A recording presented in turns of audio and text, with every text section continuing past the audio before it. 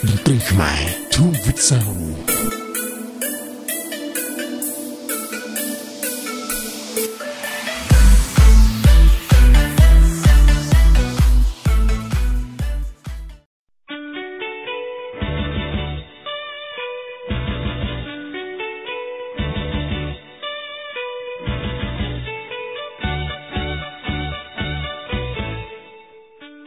តាំងពីមុនពេលបោះឆ្នោតនៅខែកញ្ញាឆ្នាំ1951ម្លេះសម្ដេចព្រះនរោត្តមសីហនុទ្រង់បានធ្វើអន្តរាគមន៍ចំពោះបារាំងឲ្យបញ្ជូនលោកសឺន ង៉ុកថាញ់ដែលបារាំងបាននិរទេសឲ្យទៅនៅស្រុកបារាំងតាំងពីឆ្នាំ1947មកម្លេះនោះឲ្យបានវិលត្រឡប់មកប្រទេសកម្ពុជាវិញអ្នកសិក្សាប្រវត្តិសាស្ត្រភាគច្រើនមិនហ៊ានធ្វើការសន្និដ្ឋានឲ្យប្រកាសថាតើហេតុអ្វីបានជាសម្ដេចព្រះនរោត្តមសីហនុទ្រង់ស្នើឲ្យលោកសឺន ង៉ុកថាញ់បានវិលត្រឡប់មកប្រទេសកម្ពុជានោះវិញទេត្បិតលោកសឺន ង៉ុកថាញ់គឺជាសត្រូវនយោបាយថ្នាក់លេខ1របស់ព្រះអង្គសម្ដេចព្រះនរោត្តមសីហនុទ្រង់មានព្រះបន្ទូលថាប្រការដែលព្រះអង្គទ្រង់ធ្វើបែបនេះព្រោះលោកសឺន ង៉ុកថាញ់ជាអ្នកជិតស្និទ្ធនឹងព្រះបិតារបស់ព្រះអង្គក៏ប៉ុន្តែលោកសាស្ត្រាចារ្យ David Chandler គិតថាប្រការដែលសម្ដេចព្រះនរោត្តមសីហនុទ្រង់ធ្វើបែបនេះប្រហែលជាព្រះអង្គទ្រង់ចង់ប្រើប្រាស់ប្រជាប្រិយភាពរបស់លោកសឺន ង៉ុកថាញ់ដើម្បីពង្រឹងជំហរនយោបាយរបស់ព្រះអង្គផ្ទាល់ផងនិងដើម្បីប្រើប្រាស់ឥទ្ធិពលលោកសឺន ង៉ុកថាញ់ដែលធ្លាប់តែប្រឆាំងនឹងបារាំងស្រាប់នោះដើម្បីធ្វើការចរចាជាមួយនឹងបារាំងគណៈបកប្រជាធិបតេយ្យដែលចូលរួមបង្កើតដោយលោកសឺន ង៉ុកថាញ់នេះកំពុងតែមានប្រជាប្រិយភាពសម្បើមណាស់ក្នុងចំណោមប្រជារាស្ត្រខ្មែរលោក Milton Osborne បានធ្វើការកត់សម្គាល់ថាសូម្បីតែអាចារ្យមានដែលជាស្ថាបនិករបស់គណៈបកប្រជាជនបដិវត្តន៍ខ្មែរក៏បានកែឈ្មោះផ្ទាល់ខ្លួនរបស់លោកពីអាចារ្យមានឲ្យទៅជាសឺន ង៉ុកមិញដើម្បីឲ្យស្រដៀងគ្នានឹងឈ្មោះសឺន ង៉ុកថាញ់ដើម្បីឆ្លៀតកេងយកចំណេញពីឈ្មោះនេះដែលគេធ្លាប់ស្គាល់ហើយនឹងកំពុងតែមានការគាំទ្រយ៉ាងច្រើនពីសំណាក់ប្រជារាស្ត្រតាមពិតសឺន ង៉ុកថាញ់និងសឺន ង៉ុកមិញឬអាចារ្យមានមិនមែនជាបងប្អូននឹងគ្នាទេហើយនិន្នាការនយោបាយទៀតសោតក៏ផ្ទុយគ្នាស្រឡះសឺន ង៉ុកថាញ់ប្រកាន់និន្នាការនៃលទ្ធិប្រជាធិបតេយ្យឯសឺន ង៉ុកមិញឬអាចារ្យមានប្រកាន់និន្នាការលទ្ធិកុម្មុយនីសដោយមានការគាំទ្រពីសម្ដេចព្រះនរោត្តមសីហនុបារាំងបានអនុញ្ញាតឲ្យលោកសឺន ង៉ុកថាញ់វិលត្រឡប់មកប្រទេសកម្ពុជាវិញនៅថ្ងៃទី30ខែតុលាឆ្នាំ1951ការមកដល់ភ្នំពេញរបស់លោកសឺន ង៉ុកថាញ់មានសភាពអធិកអធមណាស់លោក Milton Osborne បានធ្វើការកត់សម្គាល់ថាមានមនុស្សប្រមាណ 10000 នាក់ទៅទទួលនឹងដង្ហែលោកសឺន ង៉ុកថាញ់ពីព្រលានយន្តហោះពោធិ៍ចិនតុងរហូតមកដល់រាជធានីភ្នំពេញមនុស្សម្នាដ៏ច្រើនដែលបានទៅទទួលលោកសឺន ង៉ុកថាញ់នេះគឺទៅដោយស្ម័គ្រចិត្តខ្លួនឯងមិនមានការចាត់ចែងឲ្យទៅជាផ្លូវការឡើយក្រោយពេលលោកបានមកដល់ប្រទេសកម្ពុជាវិញលោកត្រូវបានគេប្រគល់តំណែងមន្ត្រីជាន់ខ្ពស់ក្នុងរដ្ឋាភិបាលលោកហ៊ុយគន្ថុលមួយជូនលោកតែលោកប្រកែកប៉ុន្តែទោះជាយ៉ាងណាក៏ដោយក៏លោកសឺន ង៉ុកថាញ់មិនបោះបង់ចោលគណៈបកប្រជាធិបតេយ្យដែរតាំងពីលោកវិលត្រឡប់មកប្រទេសកម្ពុជាវិញលោកបានរួមដំណើរធ្វើការឃោសនានយោបាយជាមួយគណៈបកនេះជាដរាបលោកក៏បានបង្កើតកាសែតជាភាសាខ្មែរមួយទៀតដែលលោកដាក់ឈ្មោះថាខ្មែរក្រោកខ្លឹមសារនៃអត្ថបទនានារបស់កាសែតនោះបានអំពាវនាវឲ្យប្រជារាស្ត្រខ្មែរក្រោកឡើងធ្វើការតតាំងនឹងបារាំងដើម្បីដណ្ដើមយកឯករាជ្យជាតិកម្ពុជាបារាំងមិនអនុញ្ញាតឲ្យមានសម្លេងអំពាវនាវប្រឆាំងនឹងខ្លួនបានឡើយនៅខែកុម្ភៈឆ្នាំ1952ក្រោយការបង្កើតបានតែមួយខែប៉ុណ្ណោះបារាំងក៏បានបិទកាសែតនោះចោលទៅបន្ទាប់មកនៅថ្ងៃទី9ខែមីនាឆ្នាំដដែលលោកសឺន ង៉ុកថាញ់បានចាកចេញពីក្រុងភ្នំពេញតម្រង់ទៅភាគខាងលិចនៃប្រទេសកម្ពុជាដើម្បីជួលព្រៃម៉ាគីជាមួយនឹងអ្នកតស៊ូបាត់ទៅលោកបានត្រូវសម្ដេចព្រះនរោត្តមសីហនុចោទប្រកាន់ថាជាជនកុម្មុយនីសផងនិងជាជនហ្វាស៊ីសនិយមផងចលនាតស៊ូរបស់លោកសឺន ង៉ុកថាញ់កាលនោះមានគ្នាប្រមាណ300នាក់ហើយបោះទីតាំងនៅតំបន់ពាយ័ព្យនៃប្រទេសកម្ពុជាស្ថិតក្នុងបរិយាកាសនយោបាយបែបនេះបារាំងមានការខឹងសម្បាចំពោះសម្ដេចព្រះនរោត្តមសីហនុផងនិងចំពោះដៃគូប្រឆាំងរបស់ព្រះអង្គផងដែលបានជំរុញឲ្យព្រះអង្គធ្វើការសម្រេចព្រះទ័យដ៏ស្រួចស្រាវមួយនៅដើមខែមិថុនាឆ្នាំ1952គណៈបកប្រជាធិបតេយ្យបានរៀបចំមហាសន្និបាតមួយរបស់គណៈបកខ្លួន គណៈបកនេះបានប្រកាសជំហររបស់ខ្លួនជាថ្មីម្ដងទៀតស្មោះស្ម័គ្រនិងសុខចិត្តដង្ហែតាមព្រះមហាក្សត្រក៏ប៉ុន្តែនាឱកាសនោះដែរក្នុងព្រះរាជសាររបស់សម្ដេចព្រះនរោត្តមសីហនុព្រះអង្គទ្រង់បានធ្វើការរិះគន់ដល់គណៈបកប្រជាធិបតេយ្យទៅវិញប្រការនេះបានធ្វើឲ្យលោកប៉ាឈឿនមន្ត្រីជាន់ខ្ពស់នៃគណៈបកប្រជាធិបតេយ្យនិងជាមិត្តចាស់របស់លោកស៊ុនង៉ុកថាញ់មានការអន់ស្រពន់ចិត្តព្រមទាំងបានពន្យាពេលការបោះពុម្ពផ្សាយឯកសារមហាសន្និបាតដែលក្នុងនោះមានព្រះរាជសន្ទរកថារបស់ព្រះបាទនរោត្តមសីហនុផងអស់មួយរយៈកាលធំទំនាក់ទំនងរវាងគណៈបកប្រជាធិបតេយ្យនិងព្រះមហាក្សត្រកាន់តែដុនដាបណាស់ទៅទៀតពេលដែលលោកនាយករដ្ឋមន្ត្រីហ៊ុយគន្ថុលបញ្ជាឲ្យគេចាប់ខ្លួនលោកយ៉ែមសម្បូរដែលជាជនម្នាក់គាំទ្រដោយសម្ដេចព្រះនរោត្តមសីហនុ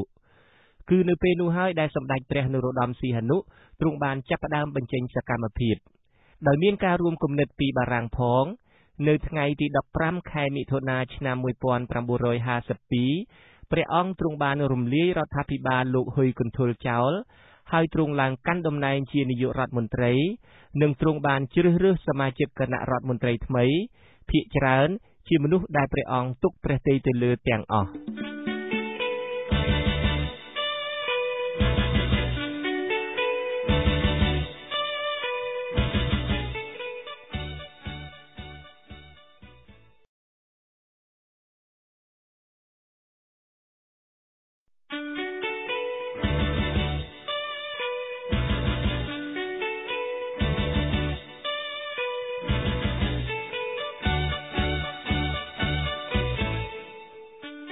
ក្រោយពេលដែលសម្ដេចព្រះនរោត្តមសីហនុរំលាយរដ្ឋាភិបាលលោកហ៊ុយគន្ថុលចោលនៅថ្ងៃទី15ខែមិថុនាឆ្នាំ1952ព្រះអង្គទ្រង់បានបង្កើតរដ្ឋាភិបាលថ្មីមួយទៀតដែលព្រះអង្គទ្រង់កាន់តំណែងជានាយករដ្ឋមន្ត្រីសមាជិកគណៈរដ្ឋមន្ត្រីនៃរាជរដ្ឋាភិបាលរបស់ព្រះអង្គនេះរួមមានព្រះអង្គម្ចាស់សុងដេតជារដ្ឋមន្ត្រីក្រសួងការបរទេសលោកសឹមវ៉ាជារដ្ឋមន្ត្រីក្រសួងសេដ្ឋកិច្ចព្រះអង្គម្ចាស់ស៊ីសវ៉ាត់សិរិមតៈជារដ្ឋលេខាធិការក្រសួងការពារជាតិនេះគឺជាលើកទី1ហើយដែលព្រះអង្គម្ចាស់ស៊ីសវ៉ាត់សិរិមតៈបានទទួលតំណែងនៅក្នុងរដ្ឋាភិបាលទន្ទឹមគ្នានឹងការបង្កើតរដ្ឋាភិបាលថ្មីសម្ដេចព្រះនរោត្តមសីហនុក៏ទ្រង់បានចាប់ផ្ដើមដំណើរការធ្វើព្រះរាជបូជនីយកិច្ចទាមទារឯករាជ្យពីបារាំងភ្លាមដែរព្រះអង្គទ្រង់បានធ្វើការសន្យាជាមួយប្រជារាស្ត្រខ្មែរថាព្រះអង្គនឹងទ្រង់ខិតខំដណ្ដើមយកឯករាជ្យពីបារាំងឲ្យបានជូនប្រជាជាតិខ្មែរក្នុងរវាង3ឆ្នាំព្រះរាជប្រកាសរបស់សម្ដេចព្រះនរោត្តមសីហនុនេះបានធ្វើឲ្យក្រុមចលនាអ្នកតស៊ូក្នុងព្រៃម៉ាគីមានការងឿងឆ្ងល់ម្យ៉ាងវិញទៀតក្រុមគណៈបកប្រជាធិបតេយ្យដែលជាគណៈបកធ្លាប់កាន់អំណាចហើយដែលទើបត្រូវសម្ដេចព្រះនរោត្តមសីហនុរំលាយចោលបានចាត់ទុកថាការដែលសម្ដេចព្រះនរោត្តមសីហនុរំលាយរដ្ឋាភិបាលរបស់ពួកគេចោលថាជាអំពើរដ្ឋប្រហារមួយទៅវិញនៅថ្ងៃទី14ខែធ្នូឆ្នាំ1952បុត្រីសំណប់មួយអង្គរបស់សម្ដេចព្រះនរោត្តមសីហនុព្រះនាមម្ចាស់ក្សត្រីគុណធបុប្ផាទ្រង់ចូលទីវង្គតដោយរោគមហារីកគ្រាប់ឈាមលោកសាស្ត្រាចារ្យមាធុនអូសបូនបានសរសេរថាការចូលទីវង្គតនៃព្រះរាជបុត្រីគុណធបុប្ផា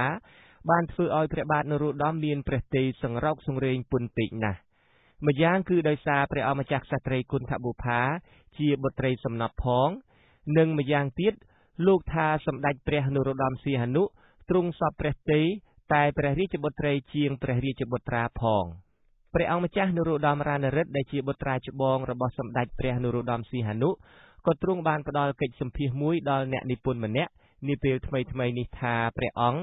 ក៏មិនដែលបានទទួលការថ្នាក់ថ្នមពីព្រះបិតារបស់ព្រះអង្គផ្ទាល់ទេតាំងពីវ័យកុមារម្លេះព្រះអង្គទ្រង់រស់នៅតែជាមួយមីងមាក្នុងព្រះរាជសារឆ្លើយតបវិញសម្ដេចព្រះនរោត្តមសីហនុទ្រង់មានព្រះបន្ទូលថាព្រះអង្គម្ចាស់នរោត្តមរណរិទ្ធទ្រង់រស់នៅជាមួយមាតាព្រះអង្គរហូតដល់ឆ្នាំ1947ពេលដែលមាតាព្រះអង្គរៀបអាពាហ៍ពិពាហ៍ជាថ្មីម្ដងទៀតជាមួយលោកចាបហួតអ្វីត្បិតតែរដ្ឋាភិបាលនៃគណៈបកប្រជាធិបតេយ្យបានត្រូវរំលាយចោលទៅហើយក្តីសភាជាតិដែលមានសមាជិកភាគច្រើនមកពីគណៈបកប្រជាធិបតេយ្យដែរនោះនៅមានដំណើរការនៅឡើយនៅខែមករាឆ្នាំ1953សភាបានបើកសម័យប្រជុំរបស់ខ្លួនក្រោមបរិយាកាសមួយពោពេញទៅដោយបញ្ហាចម្រូងចម្រាសសភាបដិសេធមិនព្រមប្រគល់អំណាចប្រតិបត្តិទាំងស្រុង ថ្វាយព្រះបាទនរោត្តមសីហនុដែលជាប្រមុខរដ្ឋាភិបាលដោយមិនបាច់ឆ្លងកាត់ការអនុម័តពីសភាជាមុនឡើយហេតុការណ៍នេះបានជំរុញឲ្យព្រះបាទនរោត្តមសីហនុទ្រង់ធ្វើការសម្រេចព្រះទ័យដ៏ស្រួចស្រាវមួយទៀតព្រះអង្គរំលាយសភាជាតិនោះចោលតែម្ដងលោក Justin Caulfield អះអាងថាហេតុផលមួយទៀតដែលបណ្ដាលឲ្យសម្ដេចព្រះនរោត្តមសីហនុរំលាយសភាជាតិចោលគឺមកពីព្រះមាតារបស់ព្រះអង្គទ្រង់ទទួលបាននៅដំណឹងថាសភាជាតិប្រុងរំលាយរបបសក្តិភូមិចោលហើយប្រែក្លាយកម្ពុជាឲ្យទៅជាសាធារណរដ្ឋមួយហេតុដូច្នេះហើយបានជាព្រះមាតារបស់ព្រះបាទនរោត្តមសីហនុទ្រង់ស្នើឲ្យព្រះអង្គរំលាយសភាចោលទៅក្រោយពេលដែលរំលាយរដ្ឋាភិបាលនិងសភាជាតិចោលហើយព្រះបាទនរោត្តមសីហនុទ្រង់បានចាប់ផ្ដើមបំពេញព្រះរាជបេសកកម្មទាមទារឯករាជ្យពីបារាំងភ្លាមនៅថ្ងៃទី9ខែកុម្ភៈព្រះអង្គទ្រង់យាងចេញពីប្រទេសកម្ពុជាឆ្ពោះទៅប្រទេសបារាំងព្រះរាជដំណើរយាងទៅប្រទេសបារាំងរបស់ព្រះបាទនរោត្តមសីហនុនេះបានត្រូវប្រកាសជាផ្លូវការថាជាព្រះរាជដំណើរទៅសម្រាកលំហែព្រះកាយតែប៉ុណ្ណោះរដ្ឋការបារាំងក៏មិនបានដឹងទុកជាមុនថាតាមពិតព្រះរាជដំណើររបស់ព្រះអង្គនេះគឺសំដៅទៅប្រយុទ្ធតតាំងជាមួយនឹងខ្លួនឡើយនៅឯប្រទេសបារាំងព្រះអង្គទ្រង់យាងទៅគង់នៅក្រុងមួយឈ្មោះឡាណាពូលដែលស្ថិតនៅភាគខាងត្បូងនៃប្រទេសបារាំងនៅថ្ងៃទី5ខែមីនាឆ្នាំ1953ព្រះអង្គទ្រង់ផ្ញើព្រះរាជសារមួយជូនប្រធានាធិបតីបារាំងលោកវ៉ាងសង់អូរីយ៉ូលនៅក្នុងព្រះរាជសារនោះព្រះអង្គទ្រង់បានសរសេរថានៅក្នុងប្រទេសឥណ្ឌូចិនទាំង3ព្រះអង្គគឺជាអ្នកដឹកនាំម្នាក់ដែលមានទំនាក់ទំនងយ៉ាងជិតដិតជាមួយប្រជារាស្ត្រប៉ុន្តែប្រសិនបើបារាំងនៅតែបន្តត្រួតត្រាផ្នែកសំខាន់ៗរបស់រដ្ឋដូចជាហិរញ្ញវត្ថុយោធានិងតុលាការជាដើមរដ្ឋាភិបាលខ្មែរនឹងមិនអាចគ្រប់គ្រងប្រទេសជាតិបានទេ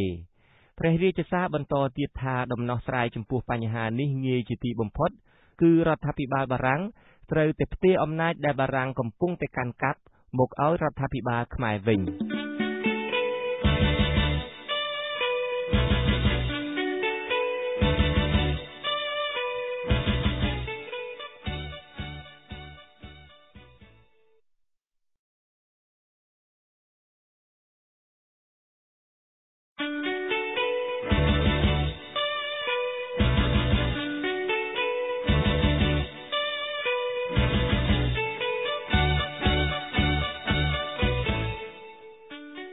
នៅថ្ងៃទី9ខែកុម្ភៈឆ្នាំ1953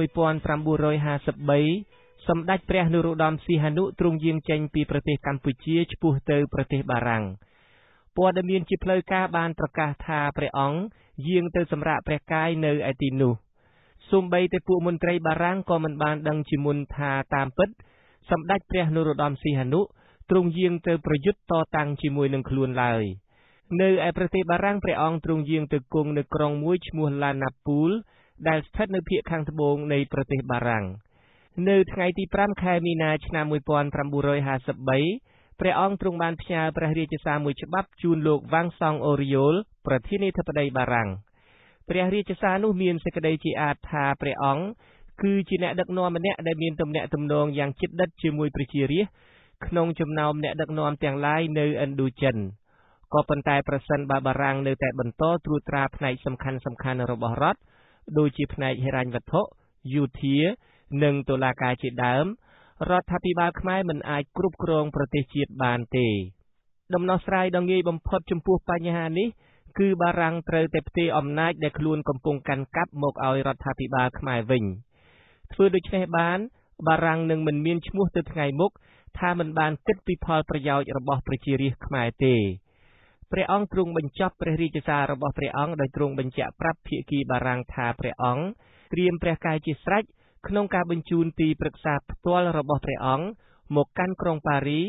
ដើម្បីបន្តពិភាក្សាជាមួយភាគីបារាំងលើបញ្ហាផ្ដល់ឯករាជ្យជាតិដល់ប្រទេសកម្ពុជានេះព្រះអង្គក៏ទ្រង់បានថ្លែងថាព្រះអង្គអាចនឹងទ្រង់យាងទៅជួបលោកប្រធានាធិបតីបារាំងផ្ទាល់តែម្ដង2សប្តាហ៍បន្ទាប់ពីសម្ដេចព្រះនរោត្តមសីហនុផ្ញើព្រះរាជសារទី1ជូនលោកប្រធានាធិបតីបារាំងមកព្រះអង្គក៏នៅមិនបានទទួលចម្លើយអ្វីមួយម៉ាត់ពីបារាំងទាល់តែសោះនៅថ្ងៃទី18ខែមីនាឆ្នាំ1953ដដែលព្រះអង្គក៏ទ្រង់ផ្ញើព្រះរាជសារមួយច្បាប់ទៀត ជូនលោកប្រធានាធិបតីវ៉ាងសង់អូរីយ៉ូល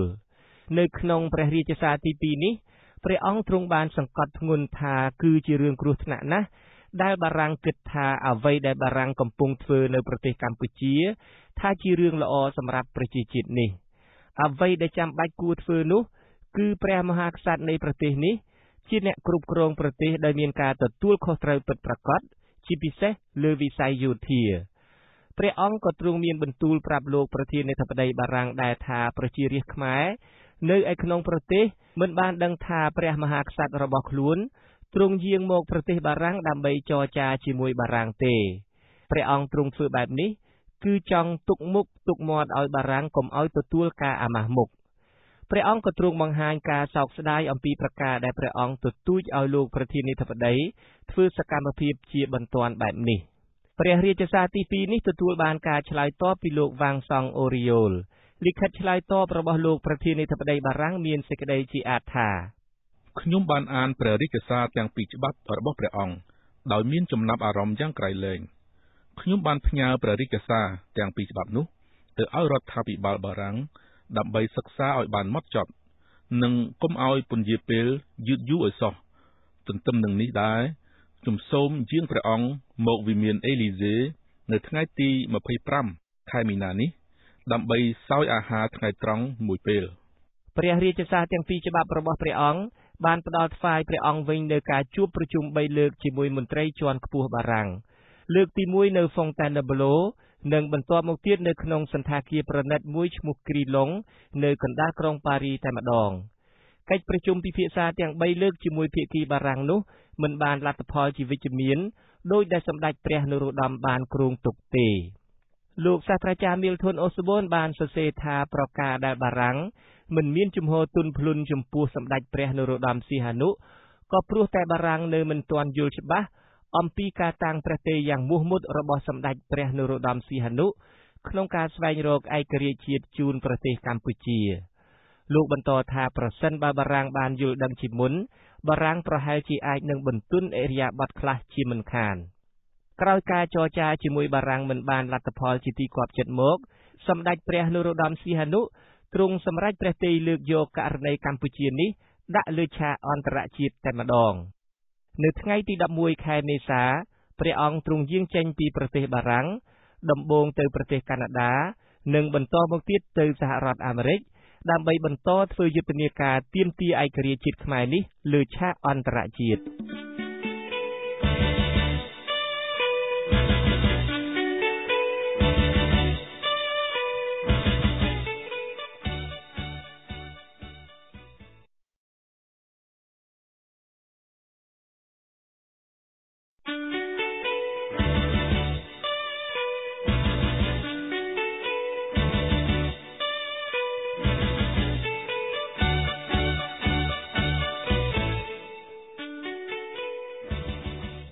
ក្នុងរយៈពេលគង់នៅប្រទេសបារាំង2ខែសម្ដេចព្រះនរោត្តមសីហនុទ្រង់បានផ្ញើព្រះរាជសារ2ច្បាប់ជូនចំពោះលោកប្រធានាធិបតីបារាំងវ៉ាងសង់អូរីយ៉ូលទាក់ទងនឹងបញ្ហាឯករាជ្យជាតិកម្ពុជាភាគីបារាំងមិនត្រឹមតែមិនបានធ្វើសម្បទានចំពោះព្រះមហាក្សត្រខ្មែរទេថែមទាំងបានគំរាមព្រះអង្គថានឹងដកហូតរាជបល្ល័ង្កពីព្រះអង្គផងប្រសិនបើព្រះអង្គនៅតែបន្តសកម្មភាពធ្វើព្រះរាជបូជនីយកិច្ចទាមទារឯករាជ្យតទៅទៀតនោះបារាំងក៏បានស្នើឲ្យសម្ដេចព្រះនរោត្តមសីហនុយាងត្រឡប់មកប្រទេសកម្ពុជាវិញចំណែកព្រះបាទនរោត្តមសីហនុដែលទ្រង់ខកព្រះទ័យនឹងបារាំងដែលមិនព្រមប្រគល់ឯករាជ្យដល់ប្រទេសកម្ពុជាព្រះអង្គទ្រង់មានផែនការថ្មីដោយលើកយកបញ្ហានេះទៅលាតត្រដាងលើឆាកអន្តរជាតិតែម្ដងនៅថ្ងៃទី13ខែមេសាឆ្នាំ1953ដដែលនោះព្រះអង្គទ្រង់យាងចេញពីប្រទេសបារាំងដំបូងទៅប្រទេសកាណាដានិងបន្ទាប់មកទៀតទៅសហរដ្ឋអាមេរិកព្រះអង្គទ្រង់បានយាងទៅដល់ក្រុងម៉ុងរីអាល់រដ្ឋធានីនៃប្រទេសកាណាដានៅថ្ងៃទី12ខែមេសាបើតាមឯកសាររបស់លោក Milton Osborne ថាពេលដែលសម្ដេចព្រះនរោត្តមសីហនុយាងទៅដល់ប្រទេសកាណាដាព្រះអង្គទ្រង់ទតឃើញថាប្រព័ន្ធផ្សព្វផ្សាយនានារបស់ប្រទេសនេះកំពុងយកចិត្តទុកដាក់ទៅលើបញ្ហាគំរាមកំហែងពីសំណាក់កុម្មុយនីសខ្លាំងជាងគេនៅក្នុងបទសម្ភាសន៍មួយជាមួយវិទ្យុកាណាដាសម្ដេចព្រះនរោត្តមសីហនុ ទ្រង់មានព្រះបន្ទូលថាប្រសិនបើបារាំងមិនព្រមប្រគល់ឯករាជ្យដល់កម្ពុជានិងប្រទេសដទៃទៀតនៅក្នុងតំបន់ឥណ្ឌូចិនទេកម្ពុជានិងប្រទេសទាំងនេះមិនអាចប្រយុទ្ធតទល់នឹងពួកកុម្មុយនីសបានឡើយលោក Milton Osborne បានសរសេរថានៅពេលដែលសម្ដេចព្រះនរោត្តមសីហនុយាងចេញដំណើរពីប្រទេសកាណាដាដើម្បីតម្រង់ឆ្ពោះមកសហរដ្ឋអាមេរិកនោះព្រះអង្គប្រហែលជានឹងអាចឆ្វេងយល់ថាបញ្ហាកុម្មុយនីសគំរាមកំហែងតំបន់ឥណ្ឌូចិនអាចប្រើប្រាស់ជាប្រធានបទដ៏ស័ក្តិសិទ្ធិមួយក្នុងការបញ្ចុះបញ្ចូលសហរដ្ឋអាមេរិកឲ្យគាំទ្រកម្ពុជាក្នុងការទាមទារឯករាជ្យពីបារាំងក៏ប៉ុន្តែព្រះបាទនរោត្តមសីហនុទ្រង់ខកព្រះទ័យម្ដងទៀតពេលដែលព្រះអង្គយកបញ្ហាឯករាជ្យជាតិកម្ពុជានិងបញ្ហាកុម្មុយនីសទៅពិភាក្សាជាមួយនឹងភាគីអាមេរិកកាំងលោក Milton Osborne បានសរសេរទៀតថាអ្វីត្បិតតែលោក John Foster Dulles រដ្ឋមន្ត្រីក្រសួងការបរទេសសហរដ្ឋអាមេរិកដែលកាលនោះបានចរចាជាមួយសម្ដេចព្រះនរោត្តមសីហនុបានទទួលស្គាល់ថាបញ្ហាកុម្មុយនីសអាចចោទជាបញ្ហាចម្បងសម្រាប់តំបន់ឥណ្ឌូចិនក៏ពិតមែនតែលោកមានដំណោះស្រាយផ្សេងចំពោះបញ្ហានេះខុសពីផែនការគ្រោងទុករបស់សម្ដេចព្រះនរោត្តមសីហនុនោះគឺទុកប្រទេសកម្ពុជាឲ្យនៅជាមួយបារាំងជិះជាងប្រគល់ឯករាជ្យដល់កម្ពុជាលោក John Foster Dulles បានទូលព្រះមហាក្សត្រខ្មែរថាពេលនេះយើងត្រូវតែរួបរวมគ្នាមិនត្រូវឈ្លោះប្រកែកគ្នាទេការឈ្លោះប្រកែកគ្នារវាងកម្ពុជានិងបារាំងគឺនឹងធ្វើឲ្យពួកកុម្មុយនីសចំណេញទៅវិញលោករដ្ឋមន្ត្រីក្រសួងការបរទេសសហរដ្ឋអាមេរិកបានទូលសម្ដេចព្រះនរោត្តមសីហនុទៀតថាប្រសិនបើគ្មានជំនួយយោធាពីបារាំងទេកម្ពុជានឹងត្រូវពួកក្រហមលេបត្របាក់បាត់ហើយឯករាជ្យកម្ពុជាដែលព្រះអង្គចង់បាននោះក៏នឹងបាត់បង់ទៅវិញដែរបន្ទាប់ពីជួបសវនាការជាមួយលោករដ្ឋមន្ត្រីក្រសួងការបរទេសសហរដ្ឋអាមេរិកសម្ដេចព្រះនរោត្តមសីហនុក៏បានផ្ដល់កិច្ចសម្ភាសន៍ដល់កាសែតអាមេរិកដ៏ល្បីល្បាញមួយឈ្មោះ The New York Times ដែលក្នុងនោះព្រះអង្គទ្រង់បានថ្លែងថាមិនមែនព្រះអង្គទេជាអ្នកដាក់តំបន់ឥណ្ឌូចិនឲ្យប្រឈមមុខទល់នឹងការបរាជ័យពីពួកកុម្មុយនីសគឺបារាំងតែម្ដងដែលជាអ្នកទុកឲ្យស្ថានភាពនេះចុះទ្រុឌទ្រោមតាមរយៈគោលនយោបាយដាច់អហង្ការដែលបារាំងកំពុងតែប្រកាន់យកកិច្ចសម្ភាសន៍របស់សម្ដេចព្រះនរោត្តមសីហនុជាមួយនឹងកាសែត The New York Times ដែលបានផ្សាយចេញនៅថ្ងៃទី19ខែមេសាឆ្នាំ1953បានកន្ទ្រាក់អារម្មណ៍សាធារណជនទាំងក្នុងសហរដ្ឋអាមេរិកនិងនៅលើពិភពលោកគឺប្រហែលជាការភ្ញាក់ផ្អើលពីបញ្ហាកម្ពុជាជាសកលនេះហើយបានជាបារាំងបានសម្រេចអញ្ជើញតំណាងព្រះមហាក្សត្រខ្មែរ2នាក់គឺលោកប៉ែននុតនិងលោកសំសារីទៅបន្តកិច្ចពិភាក្សារកដំណោះស្រាយកម្ពុជានៅក្រុងប៉ារីស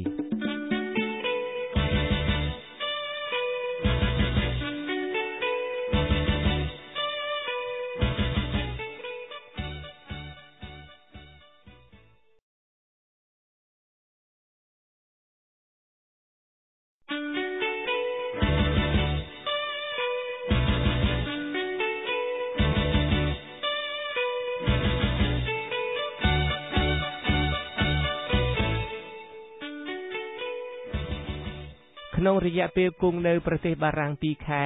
សម្ដេចព្រះនរោត្តមសីហនុទ្រង់បានផ្ញើព្រះរាជសារ2ច្បាប់ជូនចំពោះលោកប្រធានាធិបតីបារាំងវ៉ាងសង់អូរីយ៉ូលតាក់ទងនឹងបញ្ហាឯករាជ្យជាតិកម្ពុជាភាគីបារាំងមិនត្រឹមតែមិនបានធ្វើសម្បទានចំពោះព្រះមហាក្សត្រខ្មែរទេថែមទាំងបានគំរាមព្រះអង្គថានឹងដកហូតរាជបល្ល័ង្កពីព្រះអង្គផងប្រសិនបើព្រះអង្គនៅតែបន្តសកម្មភាពធ្វើព្រះរាជបូជនីយកិច្ចទាមទារឯករាជ្យតទៅទៀតនោះបារាំងក៏បានស្នើឲ្យសម្ដេចព្រះនរោត្តមសីហនុយាងត្រឡប់មកប្រទេសកម្ពុជាវិញចំណែកព្រះបាទនរោត្តមសីហនុដែលទ្រង់ខកព្រះទ័យនឹងបារាំងដែលមិនព្រមប្រគល់ឯករាជ្យដល់ប្រទេសកម្ពុជាព្រះអង្គទ្រង់មានផែនការថ្មី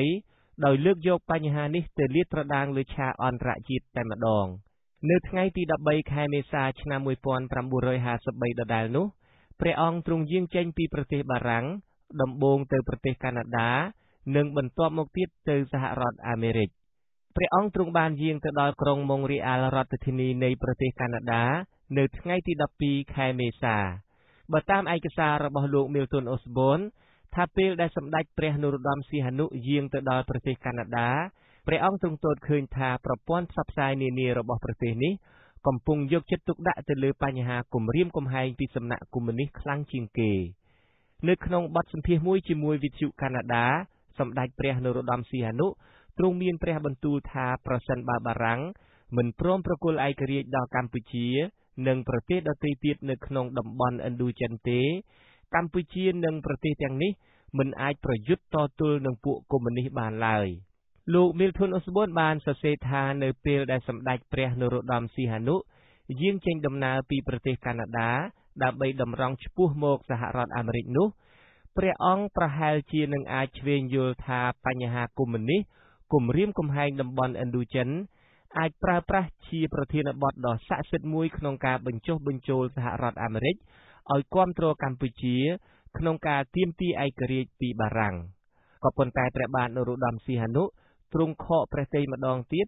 ពេលដែលព្រះអង្គយកបញ្ហាឯករាជ្យជាតិកម្ពុជានិងបញ្ហាកុម្មុយនីសទៅពិភាក្សាជាមួយនឹងភាគីអាមេរិកាំងលោក Milton Osborne បានសរសេរទៀតថាអ្វីត្បិតតែលោក John Foster Dulles រដ្ឋមន្ត្រីក្រសួងការបរទេសសហរដ្ឋអាមេរិកដែលកាលនោះបានចរចាជាមួយសម្ដេចព្រះនរោត្តមសីហនុបានទទួលស្គាល់ថាបញ្ហាកុម្មុយនីសអាចចោទជាបញ្ហាចម្បងសម្រាប់តំបន់ឥណ្ឌូចិនក៏ពិតមែន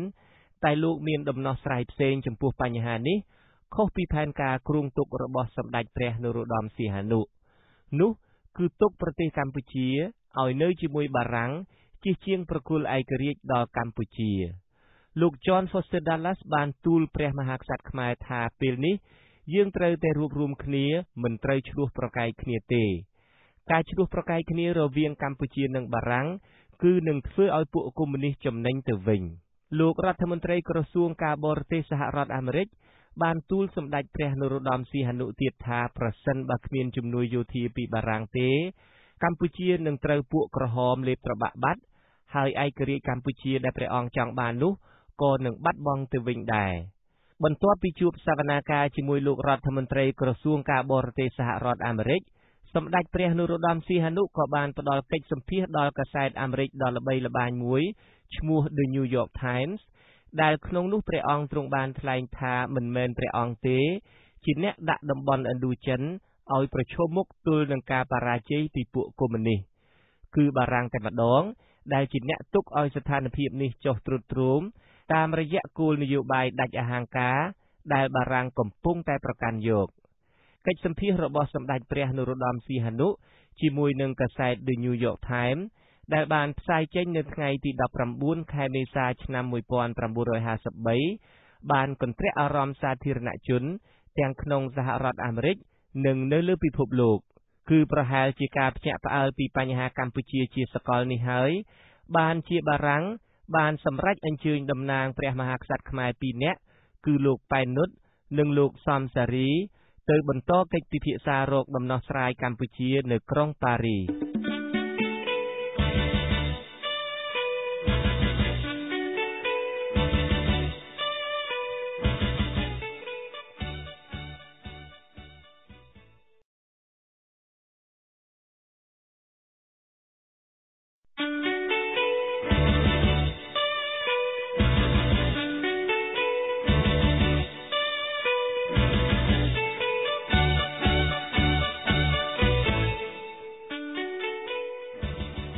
ក្រោយពេលដែលសម្ដេចព្រះនរោត្តមសីហនុផ្ដល់បទសម្ភាសន៍មួយដល់កាសែត The New York Times តាក់ទងទៅនឹងបញ្ហាឯករាជ្យប្រទេសកម្ពុជាមកបារាំងបានអញ្ជើញតំណាងរបស់ព្រះមហាក្សត្រខ្មែរ2នាក់គឺលោកប៉ែននុតនិងលោកសំសារីទៅក្រុងប៉ារីសដើម្បីប្រជុំពិភាក្សារកដំណោះស្រាយចំពោះបញ្ហាកម្ពុជាជាថ្មីម្ដងទៀតកិច្ចប្រជុំពិភាក្សានៅក្រុងប៉ារីសលើកនេះក៏មិនបានសម្រេចលទ្ធផលអ្វីជាដុំកំភួនឡើយពេលដែលសម្ដេចព្រះនរោត្តមសីហនុយាងចេញពីសហរដ្ឋអាមេរិកមកវិញនោះព្រះអង្គទ្រង់ឈប់សម្ចតនៅក្រុងតូក្យូប្រទេសជប៉ុនរយៈពេល3សប្តាហ៍មុននឹងយាងត្រឡប់មកប្រទេសកម្ពុជាវិញនៅឯព្រលានយន្តហោះពូជន្ទង់ក្រុងភ្នំពេញព្រះអង្គត្រូវបានគេរៀបចំព្រះរាជបដិសណ្ឋារកិច្ចយ៉ាងកក្រឹកកក្រែងទោះបីជាព្រះបាទនរោត្តមសីហនុទ្រង់មិនទាន់បានទទួលលទ្ធផលជាវិជ្ជមានពីព្រះរាជដំណើររបស់ព្រះអង្គក៏ដោយ ក្រោយពេលយាងមកដល់ប្រទេសកម្ពុជាវិញព្រះអង្គទ្រង់រៀបចំផែនការថ្មីដើម្បីបន្តការទាមទារជាមួយបារាំងទៀតព្រះអង្គទ្រង់សម្រេចព្រះទ័យនិរទេសព្រះកាយទៅឯប្រទេសថៃលោក Milton Osborne បានអះអាងថាសម្ដេចព្រះនរោត្តមសីហនុទ្រង់យាងចូលប្រទេសថៃនេះដោយមិនបានផ្ដល់ដំណឹងឲ្យរដ្ឋាភិបាលថៃដែលកាលនោះមានលោកភិបុលសង្គ្រាមជាប្រមុខដឹងជាមុនទេព្រះអង្គបានយាងទៅដល់ក្រុងបាងកកនៅថ្ងៃទី16ខែមិថុនាឆ្នាំ1953នាថ្ងៃនោះដែរព្រះអង្គទ្រង់បានចេញសេចក្តីថ្លែងការណ៍មួយទាមទារជាថ្មីម្ដងទៀតឲ្យបារាំងផ្ដល់ឯករាជ្យពេញលេញដល់ប្រទេសកម្ពុជាព្រះអង្គក៏ទ្រង់បានព្រមានបារាំងអំពីផលវិបាកផ្សេងៗដែលនឹងអាចកើតមានឡើងប្រសិនបើបារាំងមិនព្រមប្រគល់ឯករាជ្យឲ្យខ្មែរទេនោះប្រទេសថៃមិនសប្បាយចិត្តនឹងសម្ដេចព្រះនរោត្តមសីហនុព្រះមហាក្សត្រនៃប្រទេសកម្ពុជាទ្រង់ជ្រើសរើសយករាជធានីរបស់ខ្លួនជាទីតាំងនិរទេសនិងជាទីតាំងធ្វើសេចក្តីថ្លែងការណ៍ប្រឆាំងនឹងបារាំងដែលខ្លួនកំពុងតែខំយកចិត្តយកថ្លើមនោះទេថៃបានប្រកាសជាសាធារណៈថាសម្ដេចព្រះនរោត្តមសីហនុអាចគង់នៅក្រុងបាងកកបានតែក្នុងឋានៈជាជនភៀសខ្លួនផ្នែកនយោបាយតែប៉ុណ្ណោះមិនអាចយកទីតាំងនេះសម្រាប់ធ្វើសេចក្តីថ្លែងការណ៍អ្វីតំណាងឲ្យប្រទេសកម្ពុជាបានឡើយដោយសារជំហររបស់ថៃមិនអំណោយផលដល់ព្រះអង្គបែបនេះនៅថ្ងៃទី21ខែមិថុនាសម្ដេចព្រះនរោត្តមសីហនុទ្រង់យាងវិលត្រឡប់មកប្រទេសកម្ពុជាវិញព្រះអង្គទ្រង់បានសម្រេចព្រះទ័យទៅគង់នៅឯក្រុងសៀមរាបអង្គរមកដល់ប្រទេសកម្ពុជាវិញព្រះអង្គទ្រង់មានផែនការថ្មីមួយទៀតដើម្បីប្រឆាំងនឹងបារាំងនោះគឺការបង្កើតកងកម្លាំងចេញពីជួរប្រជារាស្ត្រដែលព្រះអង្គទ្រង់ឲ្យឈ្មោះថាកងជីវពលតែរយៈពេលប៉ុន្មានសប្តាហ៍ប៉ុណ្ណោះកងជីវពលរបស់សម្ដេចព្រះនរោត្តមសីហនុមានសមាជិករហូតដល់ទៅរាប់ម៉ឺននាក់អ្វីត្បិតតែកងជីវពលនេះមិនបានទទួលការបំពាក់គ្រឿងអាវុធយុទ្ធភ័ណ្ឌអ្វីទំនើបក៏ដោយក៏វត្តមាននៃកងកម្លាំងប្រដាប់អាវុធថ្មីនេះជាសញ្ញាមួយប្រកាសប្រាប់ឲ្យបារាំងនិងក្រុមចលនាអ្នកតស៊ូនៅក្នុងព្រៃម៉ាគីឲ្យដឹងថាមេដឹកនាំនៅក្នុងប្រទេសកម្ពុជាមានការបដិញ្ញាចិត្តយ៉ាងមោះមុតក្នុងបញ្ហាទាមទារឯករាជ្យជាតិនេះនៅចុងខែសីហាឆ្នាំ1953បារាំងបានព្រមព្រៀងផ្ទេរអំណាចខាងតុលាការនិងប៉ូលីសមកឲ្យរដ្ឋាភិបាលក្រុងភ្នំពេញការចរចាទាមទារឲ្យបារាំងផ្ទេរវិស័យយោធាមកឲ្យកម្ពុជាមានដំណើរការជាបន្តទៅទៀតរហូតដល់ខែតុលាទើបបារាំងសុខចិត្តប្រគល់ផ្នែកនេះមកឲ្យខ្មែរកាន់កាប់នៅពេលដែលការព្រមព្រៀងនានាបានត្រូវបញ្ចប់រួចរាល់អស់ហើយនៅថ្ងៃទី29ខែតុលាទើបសម្ដេចព្រះនរោត្តមសីហនុទ្រង់យាងពីក្រុងសៀមរាបចូលមកកាន់រាជធានីភ្នំពេញវិញប្រមាណជា10ថ្ងៃក្រោយមកគឺនៅថ្ងៃទី9ខែវិច្ឆិកាឆ្នាំ1953ទើបសម្ដេចព្រះនរោត្តមសីហនុទ្រង់ប្រកាសឯករាជ្យជាតិកម្ពុជាជាផ្លូវការ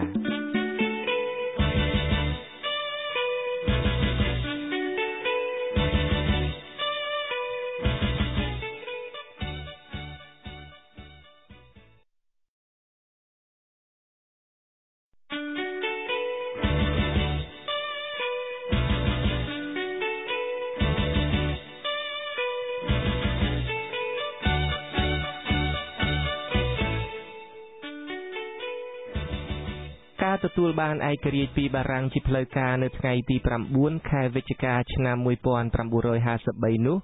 គឺជាមហាជោគជ័យដ៏ធំមួយសម្រាប់ប្រជាជាតិខ្មែរក្រោមព្រះរាជកិច្ចដឹកនាំរបស់សម្ដេចព្រះនរោត្តមសីហនុក៏ប៉ុន្តែទោះជាយ៉ាងណាក៏ដោយសភាពការនយោបាយនៅក្នុងប្រទេសក្រោយបានឯករាជ្យនោះមិនទាន់បានរឹងមាំនៅឡើយទេបារាំងនៅបន្តកាន់កាប់ផ្នែកសំខាន់មួយចំនួនធំនៃក្បាលម៉ាស៊ីនដឹកនាំរដ្ឋបាលនៅឡើយម្យ៉ាងទៀតក្រុមប្រឆាំងនឹងសម្ដេចព្រះនរោត្តមសីហនុក៏បដិសេធមិនទទួលស្គាល់ថាឯករាជ្យដែលព្រះអង្គដណ្ដើមបានពីបារាំងនោះជាឯករាជ្យពិតប្រាកដទេក្រុមនេះនៅតែបន្តធ្វើការតស៊ូនៅក្នុងព្រៃប្រឆាំងនឹងរាជរដ្ឋាភិបាលរបស់ព្រះអង្គក្រុមចលនាតស៊ូនេះមានបង្អែកយ៉ាងរឹងមាំនិងមានទំនាក់ទំនងយ៉ាងជិតស្និទ្ធជាមួយពួកវៀតមិញនៅវៀតណាមអ្វីត្បិតតែបារាំងបានប្រគល់ឯករាជ្យឲ្យប្រទេសកម្ពុជាមែនតែសង្គ្រាមនៅវៀតណាមរវាងចលនាតស៊ូវៀតណាមប្រឆាំងនឹងបារាំងមិនទាន់ចប់នៅឡើយដូច្នេះចំពោះក្រសែភ្នែករបស់ចលនាតស៊ូទាំងនេះ អ្វីដែលបារាំងបានធ្វើជាមួយព្រះបាទនរោត្តមសីហនុគឺគ្រាន់តែដើម្បីបម្រើផលប្រយោជន៍របស់បារាំងតែប៉ុណ្ណោះម្យ៉ាងទៀតវត្ថុបំណងដ៏សំខាន់របស់ចលនាតស៊ូនេះគឺចង់រំដោះប្រទេសពីនឹមអាណានិគមបរទេសផងនិងចង់រំដោះប្រទេសពីរបបសក្តិភូមិផងលោក Milton Osborne បានសរសេរថាទស្សនៈនេះគឺពិតជារបស់មនុស្សឆ្វេងនិយមម្នាក់ដែលក្រោយមកបានក្លាយទៅជាជនកំណាចដ៏ល្បីផុតលេខនៅប្រទេសកម្ពុជានោះគឺសាឡុតសហៅប៉ុលពតសាឡុតសបានវិលត្រឡប់ពីប្រទេសបារាំងមកកម្ពុជាវិញនៅដើមឆ្នាំ1953ដោយមិនបាននាំយកនៅសញ្ញាបត្របច្ចេកទេសដែលរដ្ឋាភិបាលបញ្ជូនឲ្យទៅរៀនយកនោះទេតែគាត់បានត្រឡប់មកវិញក្នុងនាមជាជនកុម្មុយនីសដ៏ដាច់ខាតម្នាក់មកដល់កម្ពុជាភ្លាមប៉ុលពតបានចូលរួមជាមួយចលនាតស៊ូដែលមានទំនាក់ទំនងជាមួយពួកវៀតមិញនោះដែលនៅភាគខាងកើតនៃប្រទេសកម្ពុជាក៏ប៉ុន្តែអ្វីដែលគួរឲ្យកត់សម្គាល់នោះគឺថានៅពេលដែលក្រុមកុម្មុយនីសប៉ុលពតបានឡើងកាន់អំណាចមួយរយៈនៅកម្ពុជាពីឆ្នាំ1975ដល់ដើមឆ្នាំ1979ក្រុមនេះបានក្លាយទៅជាសត្រូវផ្ដួលផ្ដាច់របស់ពួកកុម្មុយនីសវៀតណាមដែលមានដើមកំណើតពីពួកវៀតមិញនោះទៅវិញហើយទីបំផុតអង្គការកុម្មុយនីសក្រោមការដឹកនាំរបស់ប៉ុលពតត្រូវបានពួកកុម្មុយនីសវៀតណាមនេះវាយបណ្ដេញខ្ចាត់ខ្ចាយទម្លាក់ពីអំណាចក្រៅពីចលនាតស៊ូមានទំនោរទៅរកនិន្នាការកុម្មុយនីសដែលនៅក្នុងព្រៃសត្រូវមួយក្រុមទៀតរបស់សម្ដេចព្រះនរោត្តមសីហនុមានទីតាំងនៅកណ្ដាលក្រុងភ្នំពេញតែម្ដងនោះគឺក្រមប្រជាធិបតេយ្យក្រុមនេះនៅមិនទាន់បោះបង់គំនិតចង់បង្កើតប្រព័ន្ធនយោបាយមួយនៅប្រទេសកម្ពុជាដែលដាក់តំណែងអង្គព្រះរាជាឲ្យចុះមកនៅលំដាប់ទី2វិញលោក Milton Osborne បានអះអាងថាអ្វីដែលជំរុញឲ្យមនុស្សមួយចំនួននៅក្នុងក្រមប្រជាធិបតេយ្យនេះធ្វើការប្រឆាំងនឹងសម្ដេចព្រះនរោត្តមសីហនុនៅពេលនោះគឺផ្ដើមចេញពីមហិច្ឆតាចង់បានអំណាចផ្ទាល់ខ្លួនដោយពួកនេះដឹងថាប្រសិនបើសម្ដេចព្រះនរោត្តមសីហនុទ្រង់មានវត្តមាននៅក្នុងឆាកនយោបាយខ្មែរពួកគេនឹងមិនមានឱកាសបានកាន់កាប់អំណាចឡើយអ្វីត្បិតតែស្ថិតក្នុងស្ថានភាពប៉ុនប៉ងផ្ដួលរំលំពីសំណាក់ក្រុមប្រឆាំងយ៉ាងណាក៏ដោយសម្ដេចព្រះនរោត្តមសីហនុទ្រង់ទទួលបានការគាំទ្រពីសំណាក់ប្រជារាស្ត្រពីព្រះញាតិវង្សានុវង្សនិងពីសំណាក់មន្ត្រីនានារបស់ព្រះអង្គយ៉ាងខ្លាំងក្លាការគាំទ្រនេះបានស្ដែងចេញជាពិសេសតាមរយៈការធ្វើប្រជាមតិជាទូទៅមួយនៅថ្ងៃទី7ខែកុម្ភៈឆ្នាំ1955ដោយដែលព្រះអង្គបានធ្វើការសន្យាចំពោះមុខប្រជារាស្ត្រកាលពីឆ្នាំ1952ថាព្រះអង្គនឹងដាក់ការធ្វើព្រះរាជបូជនីយកិច្ចរបស់ព្រះអង្គឲ្យប្រជាជាតិជាអ្នកធ្វើការវិនិច្ឆ័យលទ្ធផលពីការបោះឆ្នោតស្ទាបសួងមតិនេះបានផ្ដល់ការគាំទ្រដល់ព្រះបាទនរោត្តមសីហនុយ៉ាងពេញទំហឹងដោយមានសម្លេងគាំទ្រព្រះអង្គដល់ទៅ 99% តែទោះជាយ៉ាងណាក៏ដោយលោកសាស្ត្រាចារ្យ Milton Osborne បានសរសេរថាក្នុងការរៀបចំបោះឆ្នោតប្រជាមតិនោះអ្នកគាំទ្រសម្ដេចព្រះនរោត្តមសីហនុបានដើរធ្វើការឃោសនាថាអ្នកដែលមិនបោះឆ្នោតថ្វាយសម្លេងគាំទ្រដល់ព្រះរាជសកម្មភាពសម្ដេចព្រះនរោត្តមសីហនុ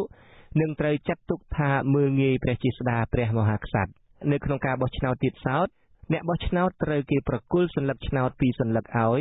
មួយសមួយខ្មៅសញ្ញាឆ្នោតពណ៌សជាសញ្ញាថាគាំទ្រព្រះមហាក្សត្រឯសញ្ញាឆ្នោតពណ៌ខ្មៅមានន័យថាប្រឆាំងនឹងព្រះមហាក្សត្រលោកថានៅពីក្រោមក្រសែភ្នែកសម្លក់សម្លឹងរបស់មន្ត្រីរាជការនិងកងរក្សាសន្តិសុខអ្នកបោះឆ្នោតត្រូវគេតម្រូវឲ្យបំផ្លាញសញ្ញាឆ្នោតដែលគេមិនពេញចិត្តចោលនឹងកន្លែងតែម្ដងជាតួលេខចុងក្រោយមានសម្លេងគាំទ្រសម្ដេចព្រះនរោត្តមសីហនុចំនួន 925,662 សម្លេងនិងសម្លេងប្រឆាំងតែ 1,834 សម្លេងតែប៉ុណ្ណោះ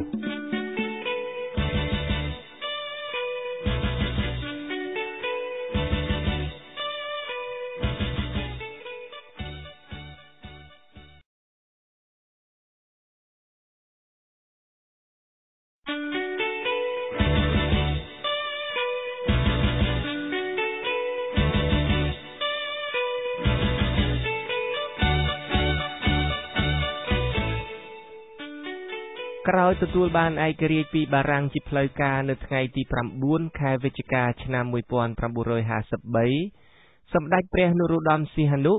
បានរៀបចំឲ្យមានការបោះឆ្នោតធ្វើប្រជាមតិជាទូទៅមួយ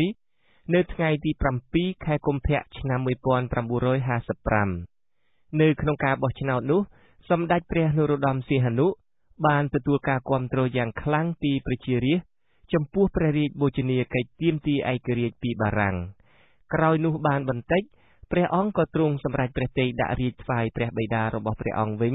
ជាការបើកផ្លូវឲ្យព្រះអង្គចូលប្រឡូកក្នុងឆាកនយោបាយឲ្យបានពេញលេញព្រះអង្គទ្រង់ធ្វើដូច្នេះក៏ព្រោះតែរដ្ឋធម្មនុញ្ញនៃប្រទេសកម្ពុជាមិនអនុញ្ញាតឲ្យព្រះមហាក្សត្រសោយរាជ្យចូលប្រឡូកក្នុងឆាកនយោបាយទេបើតាមការអះអាងរបស់លោក Justin Cofield នៅក្នុងឯកសាររបស់លោកដែលមានចំណងជើងថាខ្មែរក្រោកសម្ដេចព្រះនរោត្តមសីហនុទ្រង់បានធ្វើការសម្រេចព្រះទ័យថានឹងដាក់រាជ្យថ្វាយព្រះបិតានេះដោយមិនបានថ្វាយដំណឹងដល់ព្រះមាតានិងព្រះបិតាព្រះអង្គឲ្យបានទ្រង់ជ្រាបជាមុនឡើយនៅពេលដែលព្រះអង្គទ្រង់ប្រកាសដាក់រាជ្យថ្វាយព្រះនរោត្តមសុរាម្រិតដែលជាព្រះបិតារបស់ព្រះអង្គនៅថ្ងៃទី2ខែមីនាឆ្នាំ1955នោះព្រះមាតាព្រះបិតារបស់ព្រះអង្គទ្រង់មានការភ្ញាក់ផ្អើលជាខ្លាំងនៅក្នុងសៀវភៅសង្គ្រាមរបស់ខ្ញុំជាមួយនឹង CIA ដែលជាព្រះរាជនិពន្ធផ្ទាល់របស់សម្ដេចព្រះនរោត្តមសីហនុ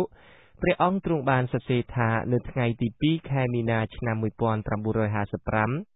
ព្រះអង្គទ្រង់បានផ្ញើកញ្ចប់មួយបិទជិតទៅកាន់ស្ថានីយ៍វិទ្យុជាតិហើយមានភ្ជាប់ព្រះរាជសារមួយថាឲ្យបើកកញ្ចប់នោះនៅវេលាថ្ងៃត្រង់ហើយឲ្យចាក់ផ្សាយខ្សែអត្ថដែលនៅក្នុងកញ្ចប់នោះ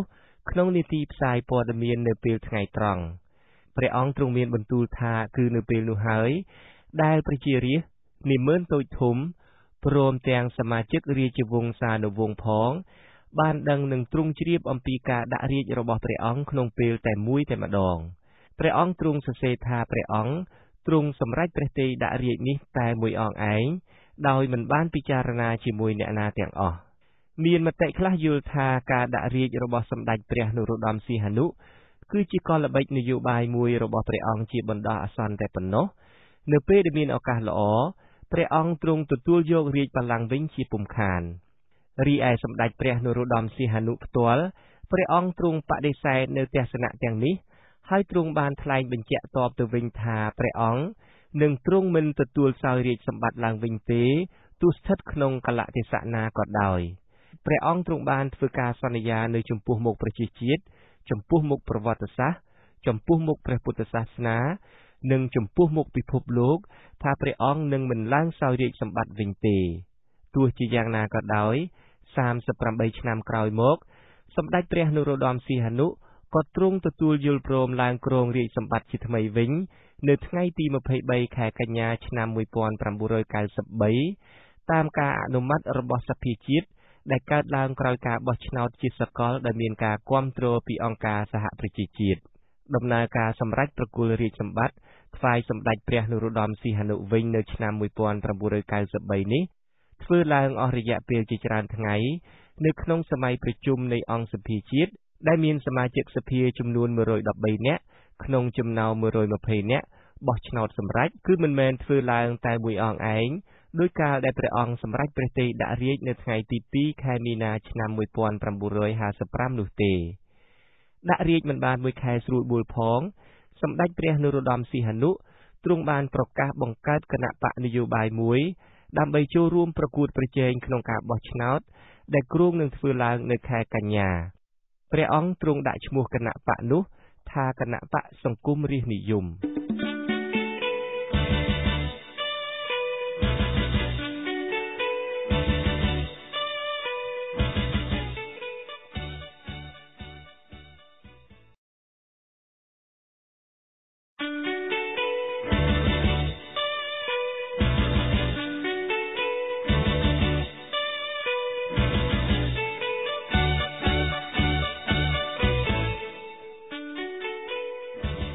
ក្រោយពេលដែលសម្ដេចព្រះនរោត្តមសីហនុប្រកាសដាក់រាជ្យនៅថ្ងៃទី2ខែមីនាឆ្នាំ1955ព្រះអង្គទទួលគោរមងារថាសម្ដេចឧបយុវរាជគឺក្សត្រាដែលធ្លាប់ឡើងគ្រងរាជ្យបានប្រមាណមួយខែក្រោយមកព្រះអង្គក៏ទ្រង់បានបង្កើតគណៈបកមួយដើម្បីចូលរួមប្រកួតប្រជែងក្នុងការបោះឆ្នោត ដែលគ្រងនឹងធ្វើឡើងនៅខែកញ្ញាព្រះអង្គទ្រង់ប្រទាននាមដល់គណៈបកនោះថាគណៈបកសង្គមរាស្ត្រនិយមគណៈបកសង្គមរាស្ត្រនិយមរបស់សម្ដេចឧបយុវរាជនរោត្តមសីហនុបានប្រម៉ែប្រមូលអ្នកនយោបាយពីគ្រប់គណៈបកដទៃឲ្យមកចូលរួមយ៉ាងកុះករបណ្ឌិតសាស្ត្រាចារ្យប្រវត្តិសាស្ត្រខ្មែរ David Chandler បានសរសេរថាក្រោយពីបង្កើតគណៈបកសង្គមរាស្ត្រនិយមហើយបានមួយរយៈតូចសម្ដេចព្រះនរោត្តមសីហនុទ្រង់បានយាងចេញពីប្រទេសទៅកាន់ក្រុងបានឌុងប្រទេសឥណ្ឌូនេស៊ីដើម្បីចូលរួមចលនាមិនចូលបកសម្ព័ន្ធក្នុងព្រះរាជអវត្តមានរបស់សម្ដេចព្រះនរោត្តមសីហនុមន្ត្រីរាជការនៅក្នុងប្រទេសត្រូវបានគេបញ្ចុះបញ្ចូលអូសទាញឲ្យចូលជាសមាជិកនៃគណៈបកនេះមុននឹងបានចូលរួមជាសមាជិកគណៈបកសង្គមរាស្ត្រនិយមអ្នកសុំចូលត្រូវលះបង់សមាជិកភាពចាស់របស់ខ្លួនជាមួយគណៈបកនយោបាយដទៃទៀតឲ្យបានជ្រះស្រឡះជាមុនសិនត្រង់ចំណុចនេះលោកសាស្ត្រាចារ្យ David Chandler បានធ្វើការកត់សម្គាល់ថាគឺជាល្បិចកលបំផ្លិចបំផ្លាញឬបំបែកកម្លាំងគណៈបកនយោបាយនានារបស់គណៈបកសង្គមរាស្ត្រនិយមមិនគ្រាន់តែសមាជិកសាមញ្ញនៃគណៈបកនយោបាយផ្សេងទេដែលត្រូវគេអូសទាញឲ្យលះបង់គណៈបកចាស់ហើយឲ្យមកចូលរួមជាមួយគណៈបកសង្គមរាស្ត្រនិយមសូម្បីតែមេដឹកនាំធំនៃគណៈបកទាំងនោះក៏បានដោះខ្លួនចេញពីគណៈបកចាស់ហើយចូលរួមជាមួយនឹងគណៈបកសង្គមរាស្ត្រនិយមដែរព្រះអង្គម្ចាស់នរោត្តម នរិន្ទដេតព្រះប្រធាននៃគណៈបកសេរីភាពជាដើមត្រូវបានគេផ្ដល់តំណែងជាអ្នកការទូតប្រចាំក្រុងប៉ារីព្រះអង្គក៏ទទួលយកភ្លាមហើយចាកចោលគណៈបករបស់ព្រះអង្គឲ្យនៅរប៉ាត់រប៉ាយគ្មានមេកើយគណៈបកនយោបាយផ្សេងមួយចំនួនទៀតក៏បានរំលាយខ្លួនហើយចុះចូលជាមួយគណៈបកសង្គមរាស្ត្រនិយមដែរមានតែគណៈបកពីរទេគឺគណៈបកប្រជាធិបតេយ្យនិងគណៈបកប្រជាជនដែលមិនបានចូលរួមក្នុងគណៈបកសង្គមរាស្ត្រនិយមសម្ដេចឧបយុវរាជនរោត្តមសីហនុទ្រង់មានព្រះបន្ទូលថាគណៈបកសង្គមរាស្ត្រនិយមរបស់ព្រះអង្គមិនមែនជាគណៈបកនយោបាយទេក៏ប៉ុន្តែជាអង្គការជាតិមួយដែលបើកឱកាសឲ្យមនុស្សពីគ្រប់និន្នាការនយោបាយគ្រប់គណៈបកទាំងអស់អាចចូលរួមបានតែទោះជាយ៉ាងណាក៏ដោយប្រវត្តិវិទូមួយចំនួនចាត់ទុកថាគណៈបកសង្គមរាស្ត្រនិយមជាគណៈបកនយោបាយមួយដែលបង្កើតឡើងដើម្បីផ្ដួលរំលំឬបន្ថយឥទ្ធិពលរបស់គណៈបកនយោបាយដទៃទៀតក្នុងប្រទេសក្នុងគោលបំណងឡើងកាន់អំណាចផ្ដាច់មុខតែឯងតែប៉ុណ្ណោះពេលដែលសម្ដេចឧបយុវរាជនរោត្តមសីហនុយាងត្រឡប់មកពីក្រុងបានឌុងវិញបកសង្គមរាស្ត្រនិយមរបស់ព្រះអង្គជ្រើសរើសបានសមាជិកយ៉ាងច្រើនទៅហើយកាលបរិច្ឆេទនៃការបោះឆ្នោតជ្រើសរើសសភាជាតិក៏ត្រូវបានកំណត់ពេលថានឹងធ្វើឡើងនៅខែកញ្ញាឆ្នាំ1955នោះដែរមកទល់នឹងពេលនេះបកសង្គមរាស្ត្រនិយមមានដៃគូប្រឆាំងសំខាន់តែពីរគត់គឺគណៈបកប្រជាធិបតេយ្យដែលនៅមានប្រជាប្រិយភាពច្រើនគួរសមនិងគណៈបកប្រជាជនតែប៉ុណ្ណោះដើម្បីត្រៀមខ្លួនចូលរួមក្នុងការបោះឆ្នោតនេះសម្ដេចឧបយុវរាជនរោត្តមសីហនុទ្រង់បានតែងតាំងលោកដាបឈួនឲ្យទទួលបន្ទុកកិច្ចការសន្តិសុខសម្រាប់ការបោះឆ្នោតពេលនោះលោកដាបឈួនកំពុងតែគ្រប់គ្រងខេត្តសៀមរាបលោកដាបឈួនត្រូវបានគេចាត់ទុកថាជាជនកំណាចម្នាក់ប្រចាំតំបន់នោះហើយមិនមែនជាអ្នករៀនសូត្រចេះដឹងអ្វីបានប៉ុន្មានទេជំនួយការរបស់លោកនៅពេលនោះមាន3នាក់គឺលោកលន់នល់លោកសំសារីនិងលោកគូរួនការបោះឆ្នោតបានប្រព្រឹត្តទៅតាមការកំណត់ដោយជាលទ្ធផលបកសង្គមរាស្ត្រនិយមរបស់សម្ដេចព្រះនរោត្តមសីហនុដណ្ដើមសន្លឹកឆ្នោតបានស្ទើរតែទាំងអស់គឺ 83% រីឯគណៈបកប្រជាធិបតេយ្យបាន 12% និងគណៈបកប្រជាជនបាន 4%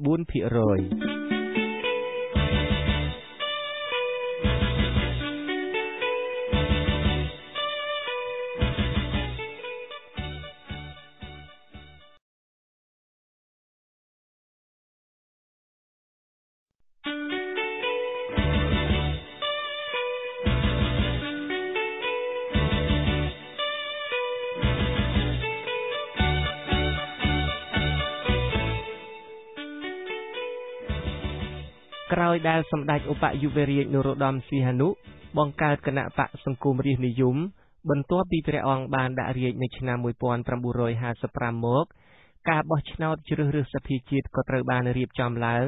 នៅខែកញ្ញានៃឆ្នាំដដែលនោះសភាជាតិត្រូវបានសម្ដេចព្រះនរោត្តមសីហនុរំលាយចោលតាំងពីឆ្នាំ1952ម្លេះនៅក្នុងការបោះឆ្នោតសភាជាតិលើកនេះគណៈបកសង្គមរាស្ត្រនិយមរបស់សម្ដេចព្រះនរោត្តមសីហនុដណ្ដើមកាន់កាប់អាសនៈនៅក្នុងសភាថ្មីនេះទាំង91អាសនៈបើគិតជាសន្លឹកឆ្នោតគណៈបកសង្គមរាស្ត្រនិយមទទួលបាន83%ឯសន្លឹកឆ្នោតដែលនៅសល់ត្រូវបែងចែកទៅគណៈបក7ទៀតដែលចូលរួមក្នុងការបោះឆ្នោតនោះដែរគឺគណៈបកប្រជាធិបតេយ្យទទួលបានសម្លេងគាំទ្រ 12% គណៈបកប្រជាជនកម្ពុជាទទួលបានសម្លេងគាំទ្រ 3%គណៈបកសេរីភាពនិងគណៈបកតូចៗ4ទៀតរួមគ្នាទទួលបានសម្លេងមិនដល់ 1% ផងមុនការបោះឆ្នោតមួយខែគឺនៅក្នុងខែសីហាឆ្នាំ1955គណៈបកប្រជាធិបតេយ្យបានធ្វើការប្រមាណទុកថាគណៈបកប្រជាជនអាចនឹងឈ្នះអាសនៈចំនួន7នៅក្នុងការបោះឆ្នោតនោះរីឯគណៈបកប្រជាធិបតេយ្យខ្លួនឯងអាចនឹងឈ្នះ20អាសនៈដែលអាចអនុញ្ញាតឲ្យគណៈបកទាំងពីរនេះមានសម្លេងប្រឆាំងគ្រប់គ្រាន់នៅក្នុងសភាជាតិដែលនឹងគ្របដណ្ដប់ដោយគណៈបកសង្គមរាស្ត្រនិយមរបស់សម្ដេចព្រះនរោត្តមសីហនុនេះលទ្ធផលជាផ្លូវការនៃការបោះឆ្នោតនៅឆ្នាំ1955នោះបានឲ្យដឹងថាអាសនៈនៃសភាទាំងអស់បានទៅលើគណៈបកសង្គមរាស្ត្រនិយមលោក Justin Caulfield អ្នកនិពន្ធសៀវភៅខ្មែរក្រោកដែលពិនិត្យមើលស្ថានភាពនយោបាយនិងការគ្រប់គ្រងនានានៅប្រទេសកម្ពុជាបានអះអាងថាមានភាពមិនយុត្តិធម៌កើតឡើងជាច្រើនករណីជុំវិញការរៀបចំបោះឆ្នោតនោះរាប់តាំងពីការបំផិតបំភ័យការកាប់សម្លាប់និងការបន្លំសន្លឹកឆ្នោតជាដើមលោកបន្តថាការត្រួតពិនិត្យពីសំណាក់សហគមន៍អន្តរជាតិក៏មិនបានគ្រប់ជ្រុងជ្រោយទេលោកបានលើកឡើងថាក្រុមអ្នកសង្កេតការអន្តរជាតិមួយក្រុមដែលមានភារៈឃ្លាំមើលការបោះឆ្នោតនៅខេត្តកំពង់ចាមជាឧទាហរណ៍បាននៅត្រួតពិនិត្យការបោះឆ្នោតតែមួយស្ថានីយគត់តែប៉ុណ្ណោះលោកថាសមាជិកពីខាងគណៈបកប្រជាធិបតេយ្យខ្លាចលោកដាបឈួនបាក់ស្បាតលោកដាបឈួនត្រូវបានគេទទួលស្គាល់ថាជាជនដៃដល់ដ៏ល្បីល្បាញម្នាក់ហើយបានត្រូវសម្ដេចព្រះនរោត្តមសីហនុទ្រង់តែងតាំងឲ្យទទួលបន្ទុកកិច្ចការសន្តិសុខក្នុងពេលបោះឆ្នោតនៅឆ្នាំ1955នោះការសម្លាប់ជីវិតសកម្មជននយោបាយឬក៏បេក្ខជននៃគណៈបកនយោបាយផ្សេងៗក្រៅពីគណៈបកសង្គមរាស្ត្រនិយមបានកើតឡើងជាហូរហែលោក Justin Caulfield បានលើកជាឧទាហរណ៍មួយថាបេក្ខជនឈរឈ្មោះនៅខេត្តសៀមរាបម្នាក់ឈ្មោះតូលឹមត្រគុណបានទទួលសន្លឹកឆ្នោតច្រើនជាងបេក្ខជននៃគណៈបកណានាទាំងអស់ប្រចាំមណ្ឌលសៀមរាបនោះក៏ប៉ុន្តែដោយគាត់មិនមែនជាបេក្ខជនរបស់គណៈបកសង្គមរាស្ត្រនិយមលោកថាសម្ដេចព្រះនរោត្តមសីហនុបានបញ្ជាឲ្យទាហានបាញ់សម្លាប់គាត់នោះចោលទាំងចំហលោកសាស្ត្រាចារ្យ Milton Osborne ម្ចាស់ស្នាដៃនៃសៀវភៅមួយអំពីសម្ដេចព្រះនរោត្តមសីហនុដែលមានចំណងជើងថាសីហនុក្សត្រានៃពន្លឺក្សត្រានៃភាពអន្តកាលក៏បានអះអាងថាការបោះឆ្នោតនៅឆ្នាំ1955នោះពោពេញទៅដោយភាពពុករលួយនិងអំពើហិង្សាដែលបង្កឡើងដោយអ្នកគាំទ្រគណៈបកសង្គមរាស្ត្រនិយមលោកបានលើកឡើងថានៅមុនការបោះឆ្នោតប៉ុន្មានថ្ងៃក្រុមអ្នកគាំទ្រគណៈបកសង្គមរាស្ត្រនិយមដែលដឹកនាំដោយលោកសំសារីបានទៅអុកឡុកពិធីមួយរៀបចំឡើងដោយគណៈបកប្រជាធិបតេយ្យអ្នកគាំទ្រគណៈបកប្រជាធិបតេយ្យម្នាក់ត្រូវគេសម្លាប់ហើយគ្រូបង្រៀនម្នាក់ទៀតឈ្មោះកេងវណ្ណស័ក្តិត្រូវគេចាប់ដាក់គុក